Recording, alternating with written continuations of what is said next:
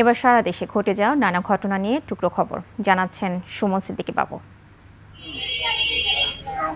কোটি কোটি টাকা আত্মসাতের অভিযোগে বরিশাল থেকে জনপ্রশাসন মন্ত্রণালয়ে বদলি হওয়া বরিশালের সাবেক জেলা প্রশাসক খায়রুল আলম সুমনের বিরুদ্ধে ঝাড়ু মিছিল করেছে স্থানীয়রা। আমাকে এরকমের ক্ষমতা নাই যে আমরা ওই ঘরটা ভাঙে আমরা উঠাবো। নারায়ণগঞ্জের জামতলার পুরনো সড়কের পাশে মোতালেব হোসেন নামে এক ব্যবসায়ীর মরদেহ উদ্ধার করে পুলিশ। রাজবাড়ী সদরের খাদ্য গুদামের পাশের ভাগাড় থেকে নবজাতকের মরদেহ উদ্ধার করেছে পুলিশ। গোপালগঞ্জের কাশিয়ানীতে ঢাকা খুলনা মহাসড়কে রাস্তা পারাপারের সময় যাত্রীবাহী পরিবহনের ধাক্কায় আলাউদ্দিন নামে এক যুবক নিহত হয়েছে।